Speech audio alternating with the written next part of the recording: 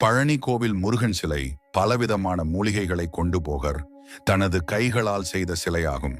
ஆனால் முருகனின் முகம், கை விரல்கள் அனைத்தும் உளி கொண்டு செதுக்கியதை போல் காட்சி தருவது இச்சிலையின் தனிச்சிறப்பாகும்.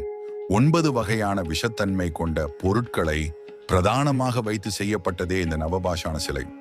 இதில் நீலி என்ற பாஷாணம் மற்ற 63 வகையான பாஷாணங்களின் விஷத்தன்மையை முறித்துவிடும் தன்மை கொண்டதாகும். தெய்வ உத்தரவின் பேரில் போகர் சித்தர் இந்த நவபாஷான சிலையை செய்ததாக சொல்லப்படுகிறது.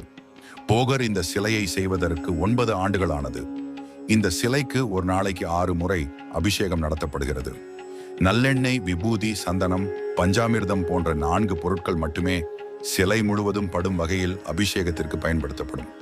ஒரு முறை முருகனுக்கு அபிஷேகம் அலங்காரம் முடிந்துவிட்டால் மீண்டும் அடுத்த அபிஷேகம் நடைபெறும் வரை மாலை அணிவிப்பது, அர்ச்சனை செய்வது என்பது கிடையாது.